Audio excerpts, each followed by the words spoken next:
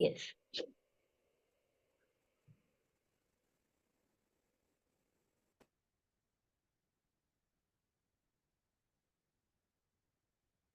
नमो अरहन्ताणं, नमो सिद्धाणं, नमो आयर्याणं, नमो उवज्झायाय, नमो लोये सवसाहूणम्। ऐसो पंच नमुक्कारो तव पावपनासनो, मङ्गलानं च सव्येशम्, पढमं हवै मङ्गलम्, पढमं हवै मङ्गलम्।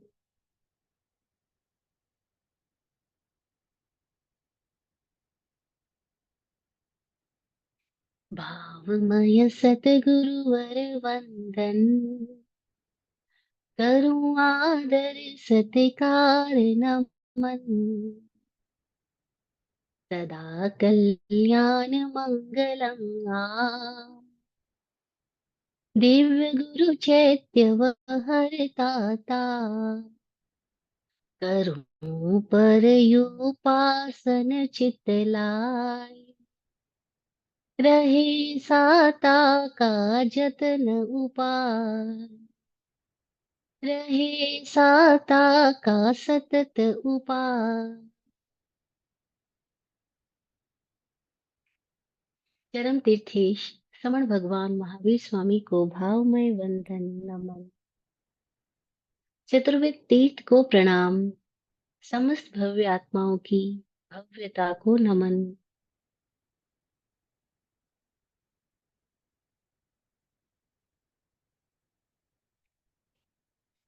सिद्धा सिद्धिं मम दिशन्तु, सिद्धा सिद्धिं मम दिशन्तु, सिद्धा सिद्धिं मम दिशन्तु। हे सिमंदर स्वामी, आपके अतिशय से हम सबके भीतर सम्यक दर्शन प्रकट हो, सम्यक बोध जागृत हो, जागृत हो, जागृत हो।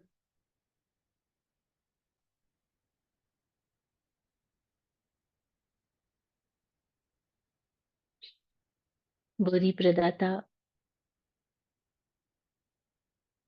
विराट गुरुदेव एवं स्वामी विकास जी को वंदन। सृष्टिगत सतत सहयोगी हर प्रत्यक्ष अप्रत्यक्ष निमित्त का आभार, आभार, आभार।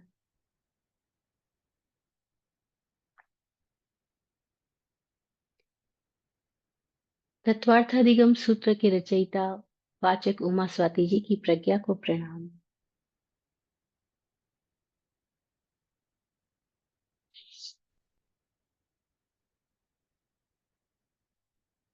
जय हो। हम जीव तत्व के संबंध में पिछले सेशन से कई सारे सेशन में उसी के बारे में सुन रहे हैं, जान रहे हैं। तो लास्ट सेशन में हमने सुना था कि जीव का लक्षण क्या है। जैसे बुखार आता है, कोरोना आया तो हमने उसको उसके सिम्टम से पहचाना कि ये वाला बुखार, ये वाला सर्दी जुकाम जो ये कोरोना की वजह से है। अदरवाइज बुखार आते हैं बहुत बार, तो हमको हर बार बुखार के सिम्टम से पहचानना पड़ता है कौन सा वाला बुखार है। ये मलेरिया का बुखार आया है, ये टाइफाइड का आया है, ये डेंगू का आया है, ये किस किस कारणों से आया है। बुखार का एक लक्षण है, उसे ये पता लगता है अंदर कुछ हो रहा है, और अंदर क्या हो रहा है उसके लिए हमें वापस से डायग्नोज करना होता है ना। तो ऐसे ही हम कैसे डायग्नोज करें, कैसे पहचाने उसका लक्षण क्या है जीव का, कि ये जीव है। तो बताया उपयोग है, तो पता लग जाएगा जीव है।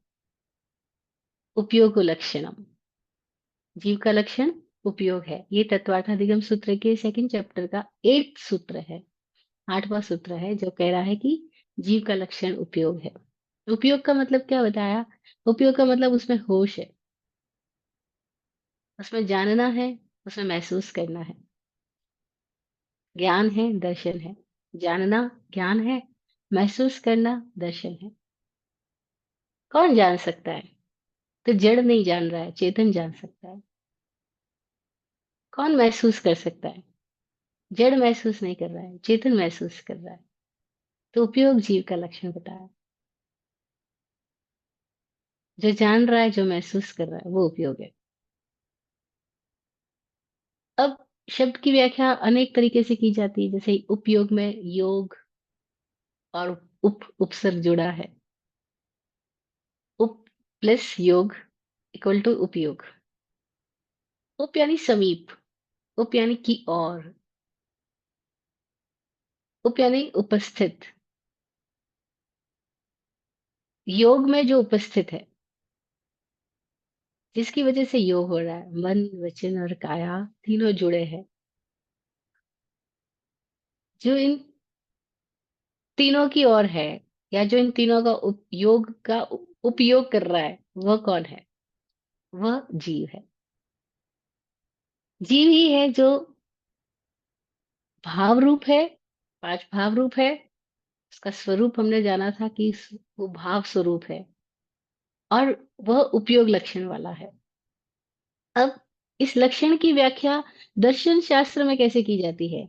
लास्ट सेशन में हमने जाना था कि दार्शनिक लोग जो है वो लक्षण की व्याख्या करते हैं और कहते हैं कि वह लक्षण होता है जिसमें तीन प्रकार के दोष न पाए जाते हो। अब किसी भी चीज की जब व्याख्या करते हैं, तो व्याख्या करने के मोटा मोटी दो तरीके हैं। एक तरीका यह है कि आप उसके बारे में सकारात्मक चीजें बता रहे हो कि ये इसमें है, विधायक रूप से बता रहे हो कि ये है, ये है, ये है। दूसरा, आप उसमें निगेट के रूप में बता रहे हो, इसमें ये नहीं है, ये नहीं है, ये नहीं है, ये नहीं है। जैसे हमने जाना कि जीव के बारे में अन्य अन्य अनेक दार्शनिकों ने अनेक तरीकों की व्याख्याएं करी है। आचारांक सूत्र में भी इस जीवात्मा की व्याख्या में एक सूत्र आता है जिसमें बोला गया है कि जीव वह है जिसमें वर्ण नहीं है, गंध नहीं है, रस नहीं है, स्पर्श नहीं है। अब ये व्याख्या जो है वो निगेट के रूप में की गई है। और एक व्याख्या हमने विधायक के रूप में करी, जीव वह है जिसमें पांच तरह के भाव है, जीव वह है जिसका उपयोग लक्षण है ना। दोनों तरीके से व्याख्या की जा रही है। तो एक व्याख्या कह रही है जीव वह है जो में पांच तरह के भाव है, औदैहिक, औपशमिक, शायिक, शायोपशमिक, पारिणामिक, उसका उपयोग लक्षण है। फिर वो उपयोग इतने इतने प्रकार का है। दूसरी व्याख्या है कि जीव वह है जिसमें ये नहीं है। तो हम उसको छू के नहीं जान सकते, हम उसको देख करके नहीं जान सकते क्योंकि उसका कोई आकार नहीं है। उसमें कोई गंध नहीं है कि हम उसको स्मेल करके जान ले कि ये जीव है। उसमें कोई रस नहीं है कि हम उसका टेस्ट करके जान ले कि ये जीव है। ऑल तो जीव ही है जो गंध ले रहा है, जो रस ले रहा है, जो स्पर्श ले रहा है। लेकिन जीव का अपना कोई गंध नहीं है, जीव का अपना कोई रस नहीं है, जीव का अपना कोई स्पर्श नहीं है। अब ये नहीं है, ये कहना भी एक आयाम से है। इसी की और दूसरी तरीके से व्याख्या करने जाएंगे तो और कई तरीके से इसमें अलग अलग आयाम हम छू सकते हैं। तो लक्षण शास्त्र में बताते हैं कि लक्षण वो होता है जिसमें तीन तरह के दोष ना हो। अतिव्याप्ति ना हो, अव्याप्ति ना हो, असंभव ना हो। लक्षण ऐसा नहीं होना चाहिए कि जो जिसका लक्षण बताया जा रहा है उसके सिवा बाहर भी कहीं मिल रहा हो। अगर उसके सिवा बाहर भी कहीं मिल रहा है तो वो अति व्याप्त हो गया। जैसे हमने लास्ट एग्जाम्पल में दिया था कि भी अगर कोई ये बोले कि शक्कर का लक्षण है कि मीठा होना, तो मीठा होना लक्षण कैसे कहा जा सकता है शक्कर का? क्योंकि वो तो गुड़ में भी मिठास है, शहद में भी मिठास है, बहुत सारी चीजें जिसमें मिठास है। तो मिठास लक्षण जो है शक्कर का, वो लक्षण तो है लेकिन वो अति व्यापक है। तो जीव का जो उपयोग लक्षण है वो अति व्यापक नहीं है, वो जीव में ही है, जीव के सिवाय किसी और में नहीं। फिर दूसरा दोष बताया था अव्याप्ति। ये जो उसमें पूरी तरह से व्याप्ति ना हो, फिर उसको लक्षण कैसे कह देना? और जीव का लक्षण जो है वो जीव में पूर्ण रूप से व्याप्त है, अव्याप्त नहीं है। ऐसा नहीं है कि कहीं है कहीं नहीं है। ऐसा नहीं कह सकते कि वो जीव का जो उपयोग लक्षण है वो सिद्धों में तो है, संसारी में नहीं है, या साधुओं में तो है, असाधुओं में नहीं है। ऐसा नहीं कह सकते, वो जीव मात्र में है। फिर वो जीव चाहे किसी भी अवस्था में क्यों ना हो, सिद्ध रूप हो, संसारी रूप हो, एक इंद्रिय से लेकर के पंचेंद्र किसी भी रूप में हो, उपयोग लक्षण अगर जीव का है तो वो ऐसा नहीं है कि कहीं है कहीं नहीं है, वो सर्वत्र है, अव्याप्ति भी नहीं है, अतिव्याप्ति भी नहीं है। फिर तीसरा लक्षण का शास्त्र में, लक्षण शास्त्र में जो लक्षण का दोष बताया है वो है असंभव दोष। कि कोई ये कह दे कि ये इसमें है लेकिन वो उसमें पाया ही ना जाए, तो वो असंभव हो गया। जैसे कोई बोले आकाश में फूल, कोई बोले गधे पे सींग, कोई बोले भौतिक सुखों भौतिक पदार्थों में सुख, कोई बोले रेत से तेल निकालना। अब ये असंभव बातें हैं जो हो ही नहीं सकती। तो जो असंभव लक्ष्य दोष बताया गया है जीव का, वो जो उपयोग लक्षण है वो असंभव दोष से युक्त नहीं है, उसमें कोई प्रकार का दोष नहीं है। ना अतिव्याप्ति दोष है, ना अव्याप्ति दोष है, ना असंभव दोष है। इसका मतलब ये अप्रोप्रिएट है, प्रॉपर है। उपयोग की वजह से ही हमें होश है, या जिसको होश है उसको हम उपयोग कह रहे हैं। फिर हमने बात की कि हम हर चीज को नकार सकते हैं लेकिन अपने होनेपन को नहीं नकार सकते। हम हर चीज के लिए डिनाई कर सकते हैं ये नहीं है, ऐसा कह सकते हैं। जैसे अभी हम सुन रहे, सुनना बंद कर दे तो हम कहते मुझे सुनाई नहीं पड़ रहा। हम देख रहे हैं, आंखें बंद कर दे, कहते हमें दिखाई नहीं पड़ रहा। लेकिन हम ये नहीं कह सकते कि मैं नहीं हूं, क्योंकि जब हम ये कहेंगे कि मैं नहीं हूं, उसमें भी हूं तो आई है, और फिर कहने वाला कौन? भाई जो ये कह रहा है कि मैं नहीं हूं, वो कहने वाला कौन है? तो हमने बात की थी लास्ट टाइम में कि कोई आत्मा पे शंका करे तो शंका करने वाला कौन है? रामकृष्ण परमहंस के पास एक बहुत तार्किक, उस जमाने के बड़े विद्वान केशव चंद्र जी पहुंचे, और वो ये ठान करके गए कि मैं रामकृष्ण परमहंस को हरा के रहूंगा, क्योंकि ये बड़ा आस्तिक बनते हैं, ये कहते ईश्वर है जो परमात्मा नहीं है, मैं इसके सारे तर्क उनके सामने रखूंगा। वो उस जमाना था शास्त्रार्थ का, पंडिताई का। आज भी है, हालांकि हर कोई अपना अपना मत रखता है, दूसरे का मत को काटने की कोशिश करता ही है। देखो सब जगह यही वाद विवाद हर जगह चालू है, वो पॉलिटिक्स में भी है और वो धार्मिक पॉलिटिक्स में भी है। सो कॉल्ड, उसको धर्म नहीं कहना चाहिए परंतु नाम ऐसे दे देते हैं। धार्मिक समाज में भी यही है।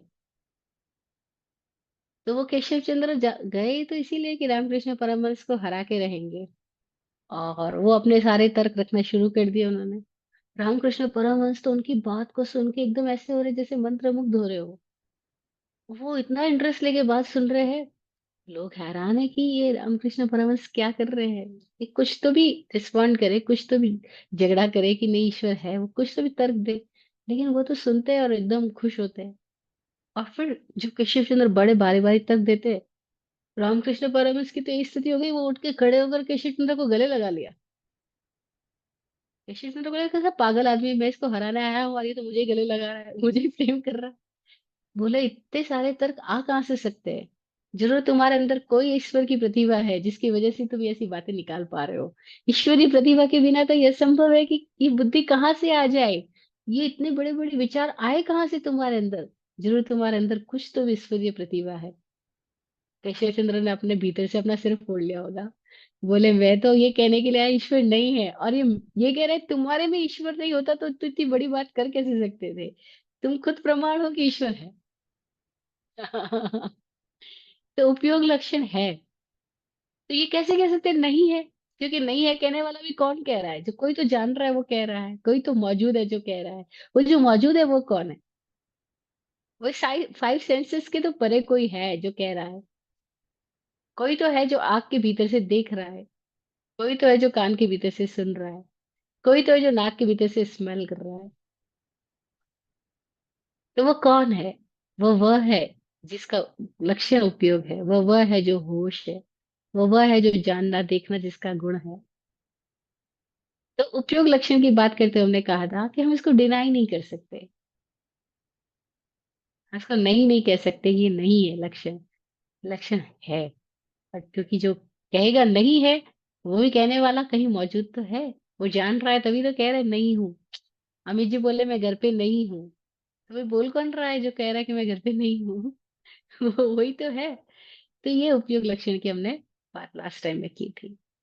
फिर हमने नेक्स्ट सूत्र, जो 9th सूत्र है, वो उपयोग लक्षण के भेदों की बात कर रहा है। द्विविधो अष्ट चतुर्भेद, वो उपयोग लक्षण दो विधा वाला है, जिसके 8 और 4 भेद है।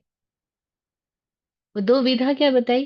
तो बोला ये जो हमारे भीतर का उपयोग लक्षण है, वो साकार उपयोग भी है और अनाकार उपयोग भी है।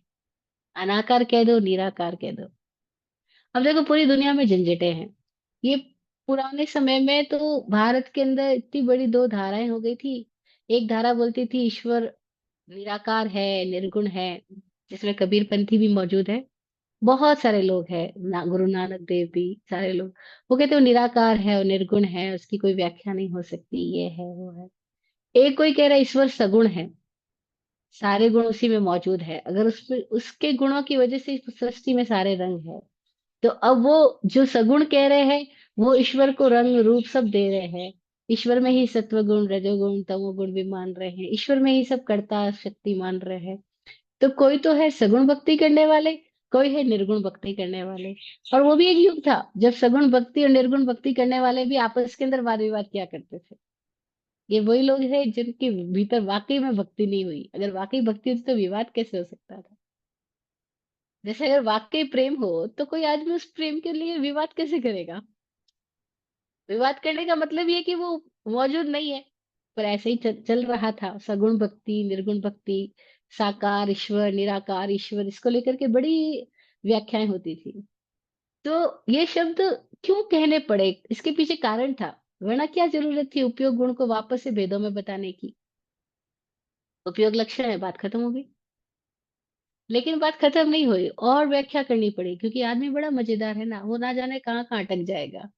तो जहां जहां उसके अटकने के कारण बनेंगे, वहां वहां पे प्रकाश डालना पड़ेगा कि भटको मत। साकार उपयोग भी है, निराकार उपयोग भी है। वो जो महसूस कर रहे हैं वो निराकार है। वो जो दर्शन गुण है उसके अंदर में, वो जो उसकी महसूसी है, वेदन है, वो वेदन का कोई आकार नहीं, वो निराकार है। जैसे हम कह रहे प्रेम, अब ये प्रेम का कोई आकार नहीं है, निराकार है, क्योंकि प्रेम तो महसूसी है ना।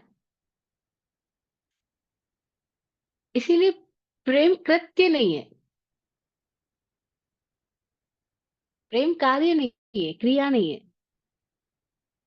प्रेम भीतर का एहसास है। वो एक बहुत सुंदर गजल है ना साहिल लुधियानवी की, जहाँ वो बोलते हैं कि इसको रूह से महसूस करो, प्रेम को नाम न दो, बस रूह से महसूस करो। तो प्रेम वो है, दर्शन वो है। दर्शन बोलो, प्रेम बोलो, ये जो अनुभव की बात है, ये महसूस ही है, लेकिन इसका कोई आकार नहीं है। लेकिन जैसे ही हमने बोला, अभिव्यक्त किया, और मुझे मजेदार बात है कि जो भी महसूसी होगी वो एक्सप्रेस तो होएगी, चाहे आप ना भी बोलोगे तो आपकी आंखों से होगी। आप बोल के नहीं भी जता रहे हो तो भी आपकी आंखों से पता लग जाएगा। आप आपकी दृष्टि प्रेमपूर्ण है क्या इस अवस्था में, इस स्थिति में, इन लोगों के प्रति, या कहाँ पर भी जहां पर भी प्रेम आया। तो पुराने लोग बोलते थे भाई इश्क मुश्क खांसी खुशी, ये दाबे ना दबे, इनको छुपा के नहीं रखा जा सकता। अगर इश्क हुआ, मुश्क हुआ, खांसी हुई, खुशी हुई, आप इनको छुपा के रख ही नहीं सकते। ये है तो ये प्रकट हो जाएंगे, है ना। तो दर्शन प्रकट होगा। और वो प्रकट कैसे होगा? तो वो चाहे दृष्टि से हो, चाहे वाणी से हो, चाहे संकेत से हो, चाहे बॉडी लैंग्वेज से हो, वो प्रकट होगा। जैसे ही प्रकट हुआ, उस प्रकटीकरण को हमने ज्ञान बोला, क्योंकि प्रकट होते ही जाना गया, प्रकट होते ही पहचाना गया। तो अनाकार है उपयोग, दर्शन। साकार है उपयोग, ज्ञान। क्योंकि जो जाना जा रहा है वो प्रगटीकरण से जाना जा रहा है, और प्रगटीकरण जो है वो आकार में आई गया ना। चेहरे पे खुशी आई, अरे मुस्कुराहट आई, ये आकृति हो गई ना, आकृति बदल गई तुरंत ही। और अगर आपका ध्यान कहीं इधर उधर चला गया है, भटक गया है, आप यहाँ मौजूद नहीं हो, तो भी आपका चेहरा, आपकी दृष्टि बता देगी ये आदमी बैठा यहाँ है लेकिन गायब है। तो ये जानना साथ के साथ हो रहा है। आपके भीतर दर्शन भी हो रहा है, जानना भी हो रहा है, ज्ञान भी हो रहा है। तो एक भी क्षण ऐसा नहीं है जब दर्शन हो ज्ञान ना हो, ज्ञान हो दर्शन ना हो। दोनों ही सतत साथ ही है। तद्विविदो, वो उपयोग दो प्रकार का है। साकार उपयोग, अनाकार उपयोग। अष्ट चतुर्वेद, 8 और 4 वेदों वाला है। 8 वेद में क्या बताया? 5 ज्ञान, 3 अज्ञान। ज्ञान और अज्ञान दोनों को ही उपयोग बताया। क्योंकि अज्ञान में भी उपयोग तो है ही। बस दिक्कत क्या है, अज्ञान में जो उपयोग है, जो जानना हो रहा है, वो खुद के सिवाय हो रहा है। सब्जेक्टिवली नहीं हो रहा है, हम खुद को नहीं जान रहे हैं। हम किसी और की तरफ दृष्टि किए हुए हैं, किसी और की दिशा में जाना जा रहा है। तो वो अज्ञान हो गया। और जानना तो सतत है। खुद को जाना जा रहा है, वो ज्ञान हो गया। स्व प्रत्यय ज्ञान है। स्व का बोध ज्ञान है। जानने वाला जानने वाले को ही जान रहा है, वो ज्ञान है। तो हमने लास्ट सेशन में बात की थी आइंस्टाइन के उन शब्दों की, कि जब आइंस्टाइन से पूछा गया कि आपने इतना जाना, आपको कैसे फील हो रहा है, वो बोले नहीं नहीं, अभी कैसा लग रहा है कि वो जानने वाला कौन है, जो जान रहा था उसको तो मैंने जाना ही नहीं।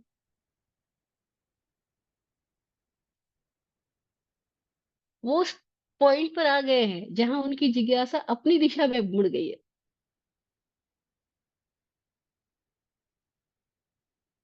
और ये सौभाग्य है कि हमारी जिज्ञासा हमारी दिशा में मुड़ जाए।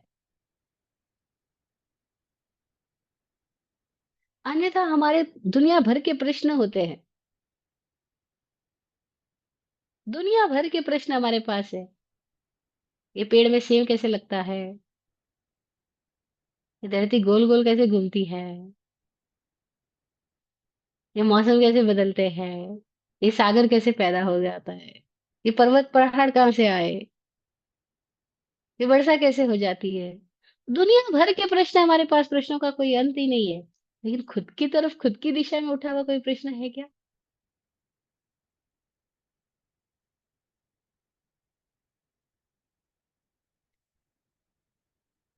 तो जब तक प्रश्न की दिशा खुद की तरफ नहीं जाती, अपनी आंख अपनी ओर नहीं जाती, तब तक ज्ञान की शुरुआत नहीं है। तब तक अज्ञान तो है लेकिन ज्ञान नहीं।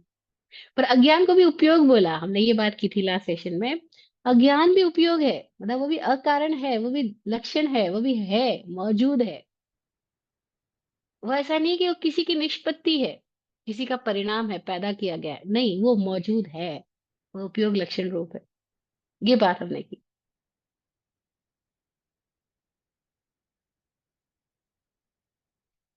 अज्ञान को कहीं से लाया नहीं गया है, वो है। क्यों है? क्योंकि जो जानना हो रहा है वो बाहर की दिशा में है, इसलिए वो है। और वो भीतर की दिशा में जानना हो जाए तो ज्ञान हो गया।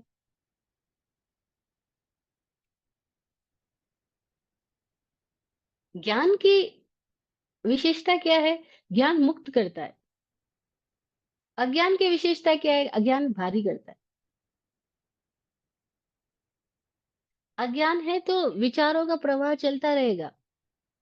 ज्ञान है तो विचार ही नहीं है। निर्विचार अवस्था में ज्ञान होता है।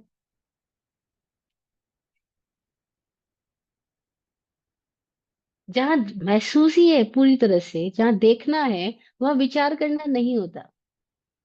देखना और विचार करना विरोधी है।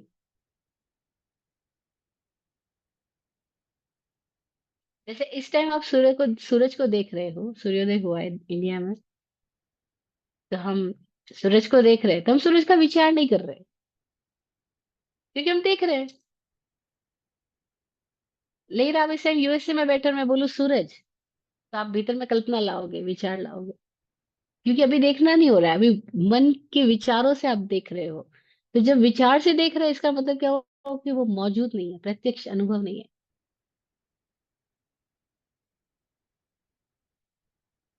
तो जो कुछ भी विचारों से हम हमारा जानना हो रहा है, उसको मति कहा, उसको श्रुति कहा। वह ज्ञान रूप भी हो सकता है, अज्ञान रूप भी है। अपनी दिशा में है तो ज्ञान रूप है, और बाहर की दिशा में तो अज्ञान रूप है। अच्छा, बाहर की दिशा में है ही क्यों?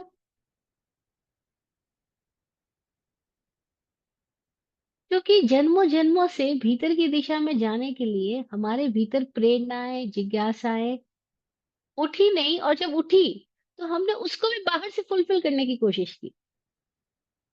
जैसे कोई लोगों में जिज्ञासा तो पैदा हुई, मैं कौन हूं, मैं कहाँ से आया हूँ, मैं कहाँ जाऊंगा। लेकिन इसके बारे में भी उन्होंने बाहर से जानकारी जुटाने की कोशिश करी। प्रश्न तो पैदा हुए, लेकिन प्रश्न का समाधान वहां ढूंढ रहे हैं जहां वहां नहीं है। तब क्या हुआ, हमने उन लोगों के विचारों को पढ़ना शुरू कर दिया जिन्होंने जाना होगा। ऐसा हमारा तो अनुमान है, हमें नहीं पता कि किसने जाना। अभी अभी हमने कहा रामकृष्ण परमहंस ने जाना, ये हमारा तो अनुमान है, हमारा अनुभव नहीं है। मैंने मुझको जाना हो तो ही मैं कह सकती हूँ रामकृष्ण परमहंस ने जाना, ये मेरा अनुभव है। लेकिन अभी अगर मैं कहती हूँ रामकृष्ण परमहंस ने जाना, तो ये मेरा अनुमान हो सकता है, अनुभव नहीं हो सकता। हम किसी के भी बारे में उतना ही जान सकते हैं जितना हम अपने बारे में जान रहे हो। जैसे एक स्केल उतना ही माप सकती है जितनी वो खुद है, उससे ज्यादा स्केल मापेगी कैसे? नहीं बोलते, हमारे पास जितना पात्र होगा उतना ही तो सामान उसमें आएगा। एक शेर का 1 किलो का पात्र है, तो 1 किलो सामान ला सकता है वो अपने अंदर, 2 किलो कहाँ से लाएगा?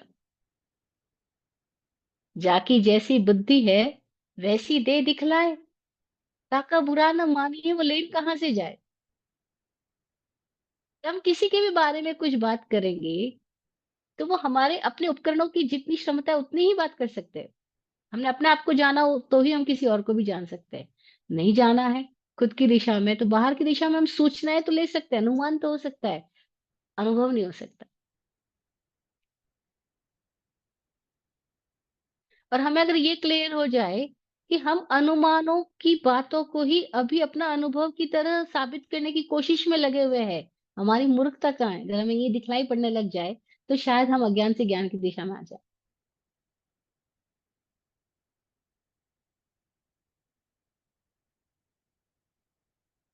हमारी दिक्कत क्या है कि हमने लोगों के विचारों से बहुत कुछ इकट्ठा कर लिया, जानकारियां, और अब हमें ये ऐसा एहसास होने लग गया कि जैसे मैं ही जान गया हूं।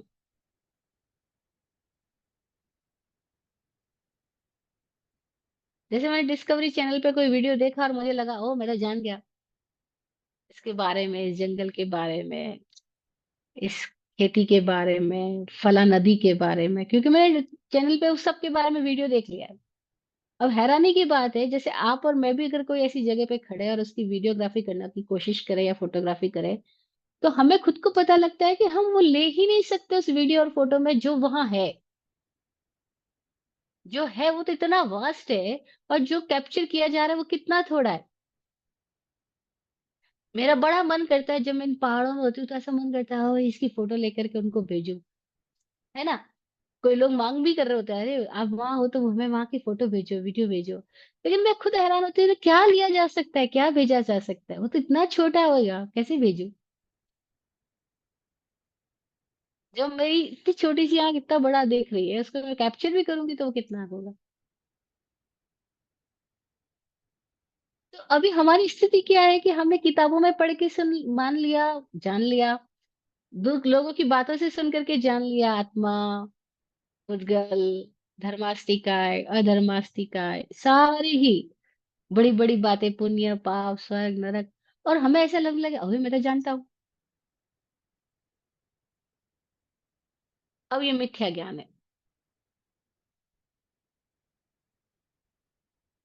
किसी और की जानकारियों को हम सुन करके पहचान बना सकते हैं, लेकिन वो अनुमान के रूप में होगी, अनुभव के रूप में नहीं होगी। और फिर हम ये मान लेते हैं कि ये मैं जान गया। ये हमारा मिथ्यात्व है।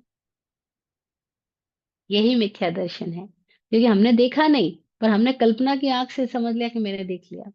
हमने शब्दों को सुनकर के समझ लिया कि मैंने जान लिया, शब्दों की पहचान बनाई। और ऐसी ही हो रही है। ये सारी पहचान जो हम अपने बारे में दे रहे हैं, या औरों से ले रहे हैं, या किसी के भी बारे में ले रहे हैं, ये सारी वाया वाया हो रही है, डायरेक्ट नहीं हो रही। वाया वाया चल रहा है, किसी के थ्रू चल रहा है। विराट गुरु जी बोलते थे, उदार ज्ञान उदार परोस दिया। तो उधार ली बासी जानकारियां हमने आगे से आगे पास ऑन कर दी, और हम समझ गए हम ज्ञानी हो गए। ये हमारा मिथ्यात्व है। ये मिथ्या दर्शन है। और मिथ्या दर्शन की वजह से ये अज्ञान है।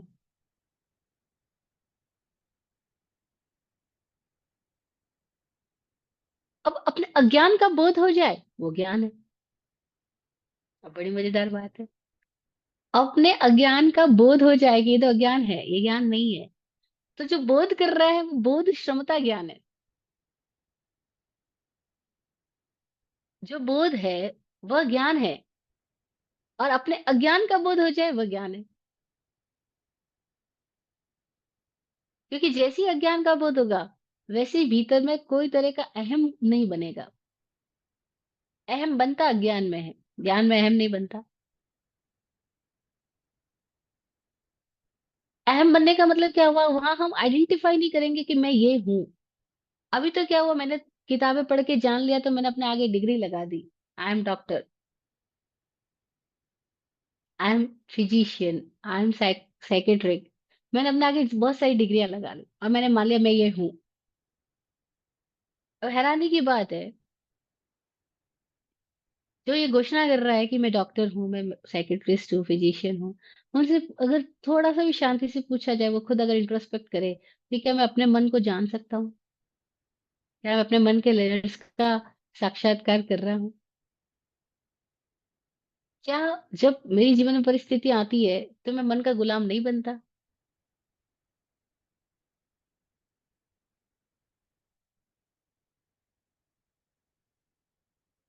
अगर हम अपना इंट्रोस्पेक्ट करें तो हमें पता लगेगा, अरे मैं बातें कुछ और कर रहा हूँ कुछ और।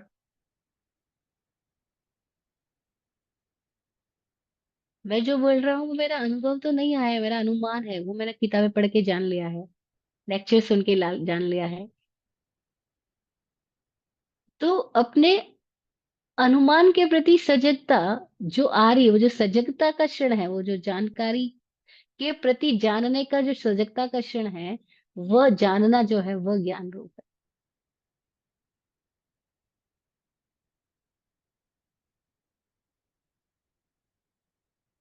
इसीलिए बुद्धिमान लोगों ने क्या बात कही कि हम हमें अपनी मूर्खता पता है बस।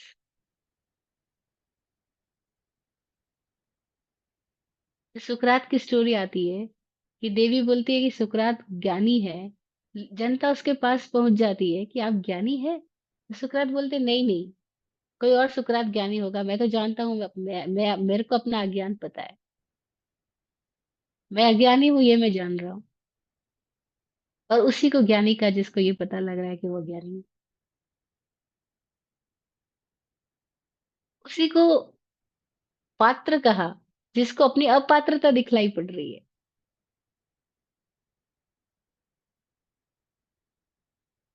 अब कितनी मजेदार बात है। तो ज्ञान उपयोग है, अज्ञान भी उपयोग है। दर्शन उपयोग है। दर्शन के चार भेद बताए। चक्षु दर्शन, आंख से देखना। अचक्षु दर्शन, आंख के सिवाय बाकी अन्य इंद्रियों से देखना। जैसे हम आंख बंद कर ले तब भी हम महसूस तो कर ही रहे हैं, हवाओं को, सर्दी को, गर्मी को। और जो महसूस ही वो अचक्षु दर्शन है, चक्षु से नहीं हो रही है। देख के भी दर्शन हो रहा है, बिना देख के भी हो रहा है, छू के हो रहा है, सुन के हो रहा है।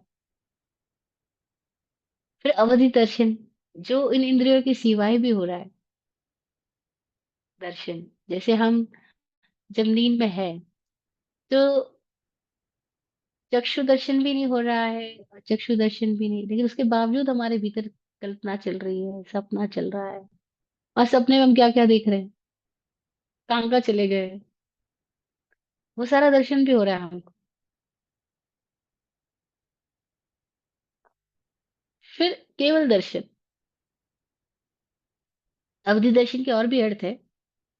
जैसे कोई लोग अपने ध्यान को एकाग्र करके किसी क्वेश्चन की तरफ चले जाते हैं, कि भीतर कोई क्वेश्चन उठा और उस क्वेश्चन की दिशा में अपने ध्यान को एकाग्र करके अपनी ही चित्त की स्थिति से वहां पे पहुंच जाते हैं। उसको अवधि दर्शन भी कहा। और फिर केवल दर्शन उसको कहा जिस वह दर्शन जो मात्र दर्शन है। अब उसमें कोई भी तरह का दूषण नहीं मिला हुआ है, जो किसी भी तरह से किसी और पर निर्भर नहीं है, इंद्रियों पर निर्भर नहीं है, मन पर निर्भर नहीं है। इंद्रिय और मन के सिवाय जो बोध हो रहा है, उसको केवल दर्शन का। इंद्रिय और मन से हमें जो महसूस हो रहा है, वो सब कुछ संसार है। इंद्रिय और मन के सिवाय जो बोध हो रहा है, वह स्वरूप है हमारा, वह केवल दर्शन हमारा निज रूप है। केवल ज्ञान हमारा निज रूप है। उसके सिवाय चारों जो ज्ञान बताए, मति ज्ञान, श्रुत ज्ञान, अवधि ज्ञान, मन ज्ञान, ये सब डिपेंडेंट है। इन सब के लिए कोई इंद्रिय कोई मन की सहायता है। लेकिन जो इंडिपेंडेंट है वह केवल ज्ञान है। केवल ज्ञान का मतलब अब मात्र ज्ञान रहा। अब ज्ञान, ज्ञाता, ज्ञेय, अलग अलग भेद नहीं बचे।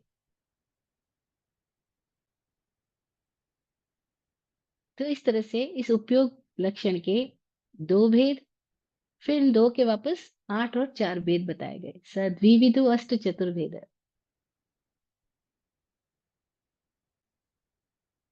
अब आठ और चार भेदों में से जिसमें केवल दो ही भेद रहे, केवल दर्शन केवल ज्ञान, वे तो मुक्त है। विमुक्त है, इसीलिए केवल दर्शन केवल ज्ञान है। विमुक्त है मतलब क्या हुआ कि अब उनका दर्शन, उनका ज्ञान किसी भी तरह के आवरण से रहित है। और उनके ऊपर कोई प्रोजेक्शन नहीं है, कोई आवरण नहीं है। अभी हमारी स्थिति क्या है? हम देख रहे हैं, लेकिन चश्मा चढ़ाए हुए देख रहे हैं। तरह तरह की मान्यताओं के चश्मे हम सबके ऊपर है। तो हम अपनी मान्यताओं से देख रहे हैं। जैसे नहीं कोई भगवा वाला निकलेगा, भगवा कपड़ा पहना हुआ, हम मान लेंगे अरे ये तो हिंदू सन्यासी आया है। कोई पगड़ी निकाल लगाए हुए निकलेगा, हम कहें, अरे ये तो सिख है, पंजाबी है, सिख है। अब हमने उसकी पगड़ी के चिन्ह से उसके बारे में कुछ मान लिया। अब ये जो मानना है, ये सब कुछ हमारे भीतर जो आरोपण इकट्ठे हो चुके हैं, हम सारे उन आरोपणों के थ्रू देख रहे हैं। अब ये जो चित्त में इतने सारे तरह तरह के आरोपण हमारे भीतर है, उसके थ्रू देखना जो है, वह देखना हमारी दृष्टि को चश्मे के साथ देखना है, कोई तरह की मान्यता के साथ देखना है। चश्मा यानी कोई धारणा, कोई मान्यता, कोई धारणा, कोई मान्यता की वजह से जो कुछ हम देख रहे हैं। अब क्या हुआ, हम यथार्थ नहीं देख रहे, जैसा है वैसा नहीं देख रहे। अब वो क्या है वो हमें नहीं पता, हमने तो पहले उसको नाम दे दिया। क्योंकि हमारी मान्यता उसको नाम दे देती है, सिख है, मान्यता नाम दे देती है गोरा है, ये काला है। मान्यता नाम दे देती है ये बड़ा आदमी है, हम तो छोटे आदमी है। ये मान्यताएं सब नामकरण करती है। तो इसकी वजह से क्या होता है, ये नामकरण करने की आदत की वजह से और मान्यता ग्रस्त होके देखने की वजह से हम एज इज नहीं देख रहे, जो है उसको वैसा नहीं देख रहे। जो जैसा है उसको वैसा देखने में क्षण को देखना होता है, क्षण में देखना होता है। और उसको किसी और से कनेक्ट करके देखने में हम क्षण को चूक जाते हैं। ज्ञान क्षण का विषय है, सम्यक है, समय मात्र में है। अज्ञान वह है जो किसी मेमोरी के आधार पर है, जो किसी सूचना के आधार पर है, जो किसी मान्यता से कनेक्ट होकर के है। ज्ञान में तो मात्र जानना होगा, नामकरण नहीं होगा।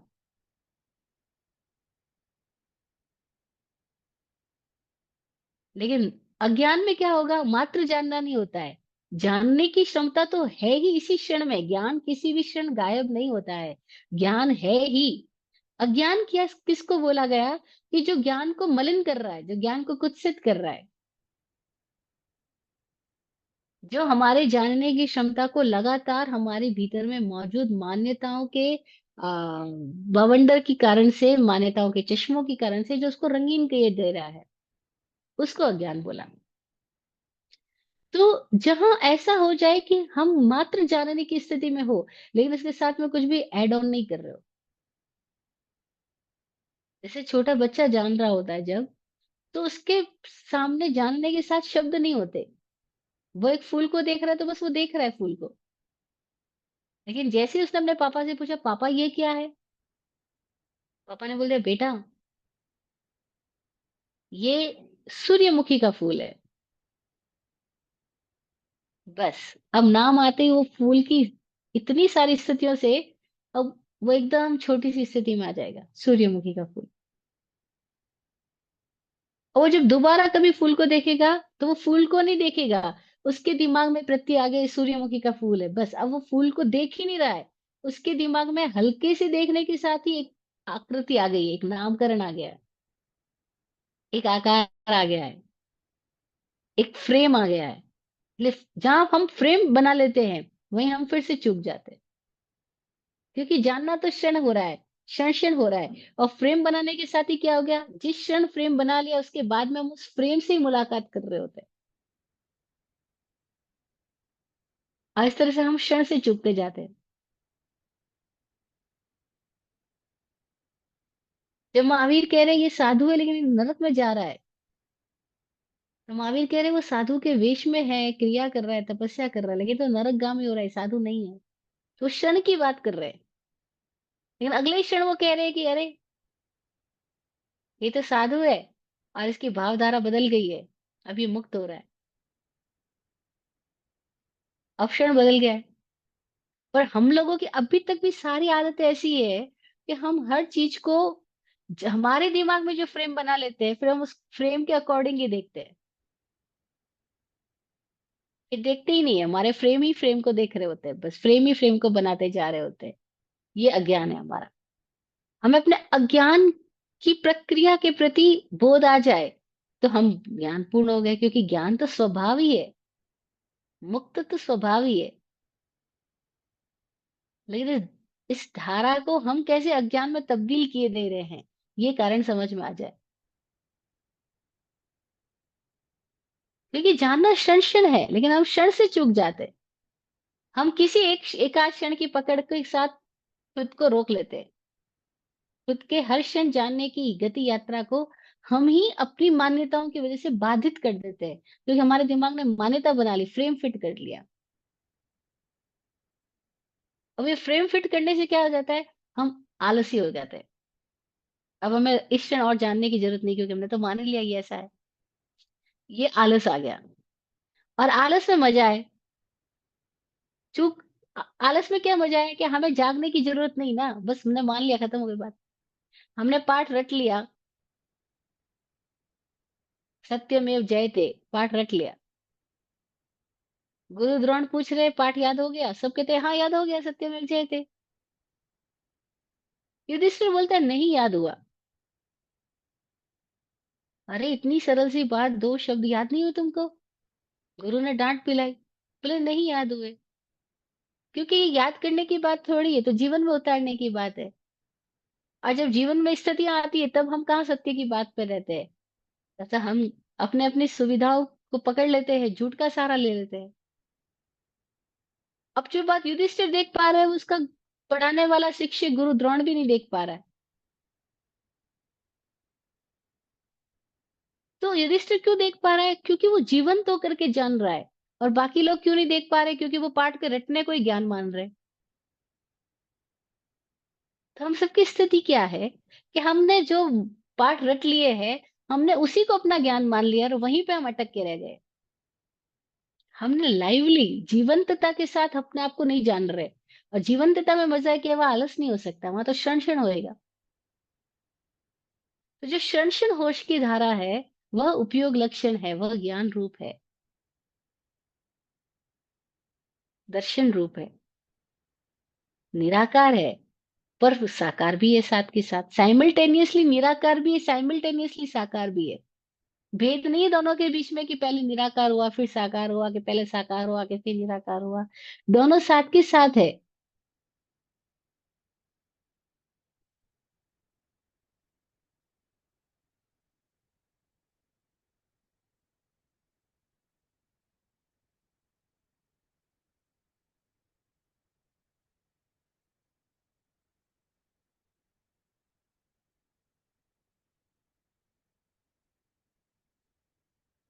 तो जिसके ये उपयोग की धारा केवल दर्शन, केवल ज्ञान रूप है, वे मुक्त लोग है, वे मुक्त है।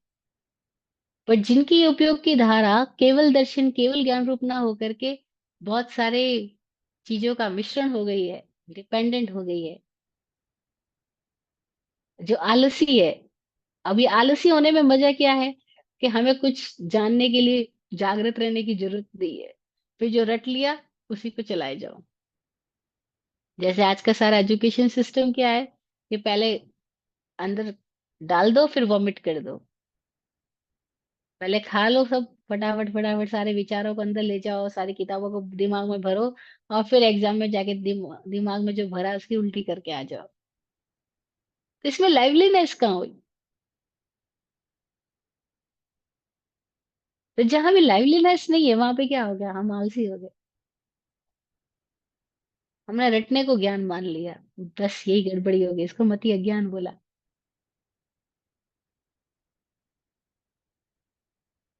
शुद्ध अज्ञान बोला, अवधि अज्ञान बोला, इसको अवधि अज्ञान कह दो या विभंग ज्ञान कह दो, एक ही बात है।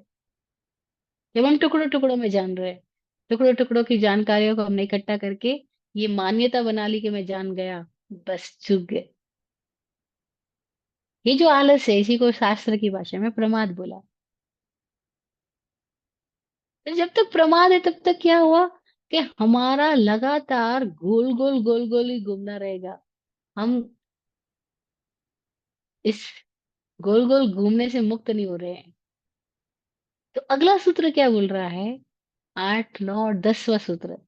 10वां सूत्र कह रहा है कि ये जीव जो है वो दो प्रकार के।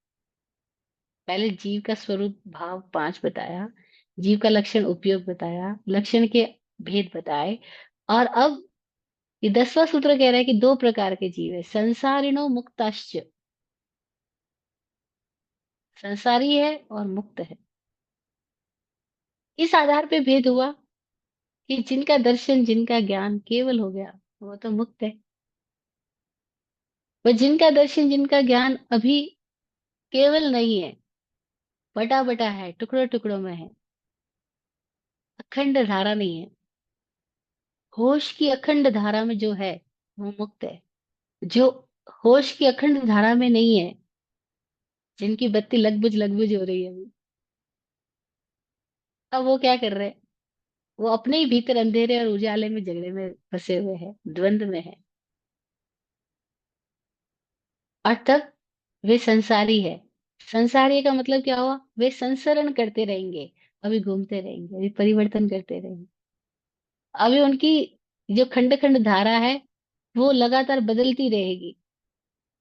और बदलने का कारण है क्योंकि हमारे भीतर इतनी तरह की मान्यताएं हैं, इतनी डिपेंडेंसी है।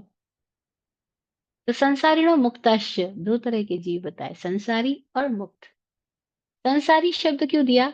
वह जो संसरण कर रहा है, वह जो एक एक जगह से दूसरी जगह पे लगातार बदलता जा रहा है, वह जो अभी रूपाकारों में बार बार आ रहा है। अब ये संसरण है, ये जो उसका गोल गोल घूमना है। संसार शब्द का अर्थ अनुभवी लोग बोलते द व्हील, चक्र, गोल गोल घूमते रहना। फिर टीकाकार इसकी व्याख्या करते हैं कि संसरण कितने तरह का है। तो बोला द्रव्य, क्षेत्र, काल, भव और भाव, 5 प्रकार का संसरण है। द्रव्य जो फिजिकली हम देख रहे हैं, जो कुछ भी दिखलाई पड़ रहा है। क्षेत्र जो आ- स्थान है उसमें परिवर्तन हो रहा है। काल समय में। भव यानी नरक, तिर्यंच, मनुष्य, देव रूप, अलग अलग भवों में। और भाव जो लगातार भीतर में चल रहा है, औदैहिक भाव, अपशमिक भाव, सर्वशमिक भाव, ये जो लगातार संसरण चालू है वो संसार है।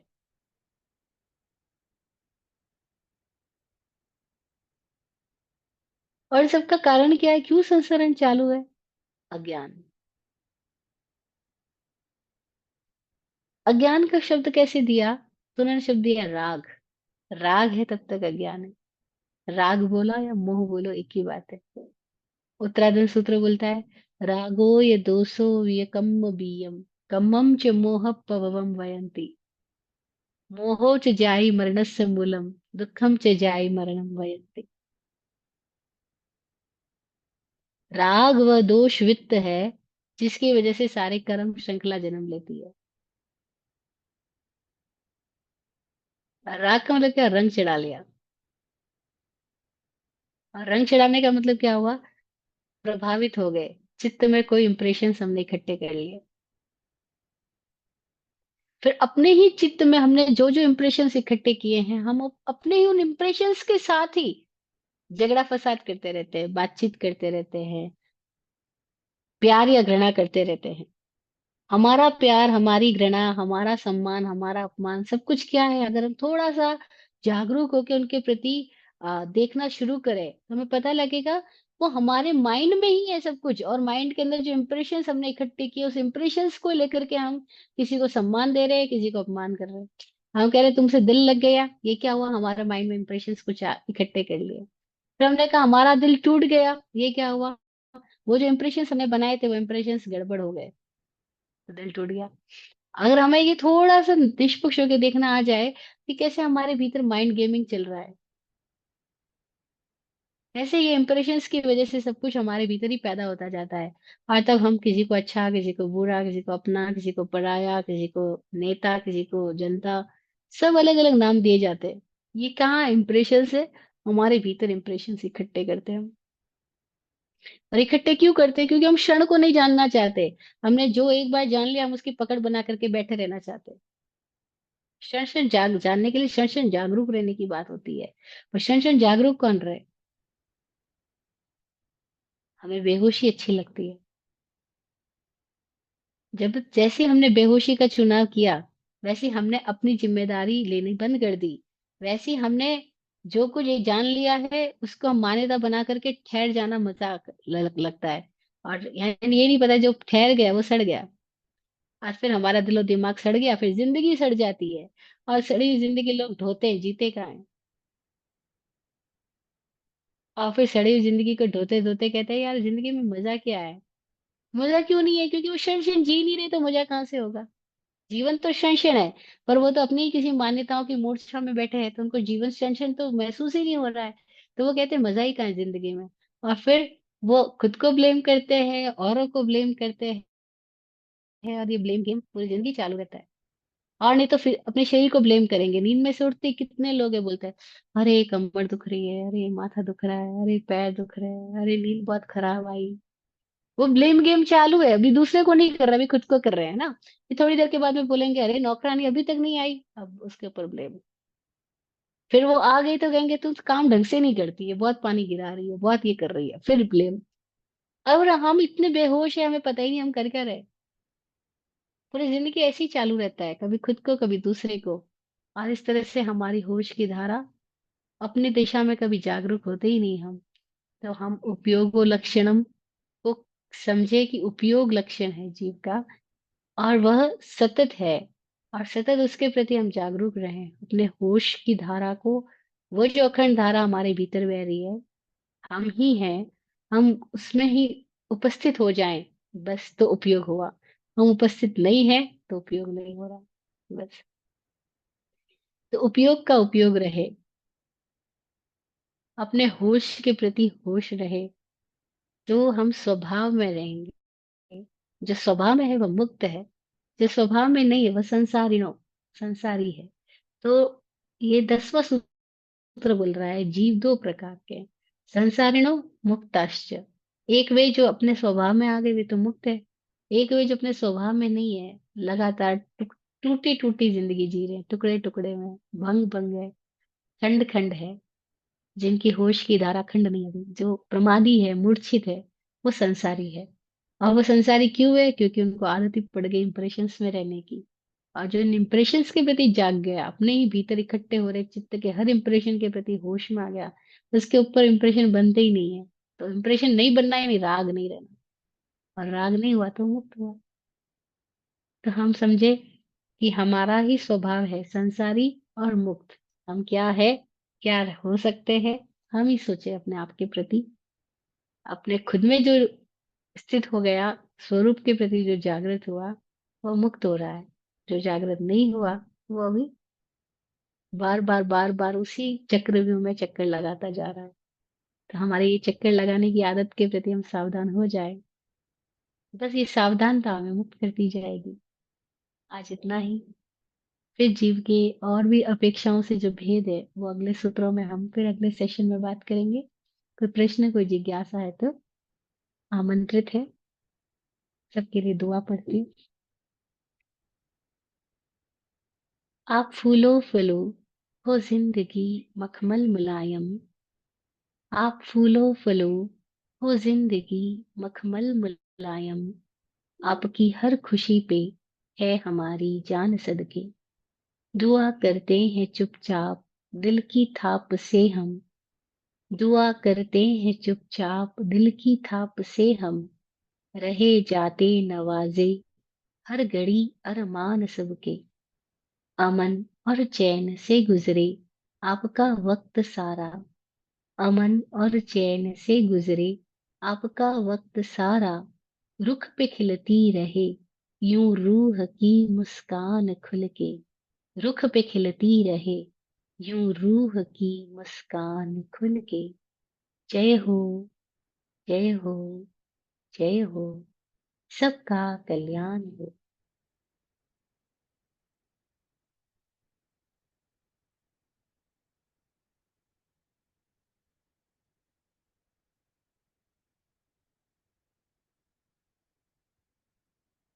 ओम शांति।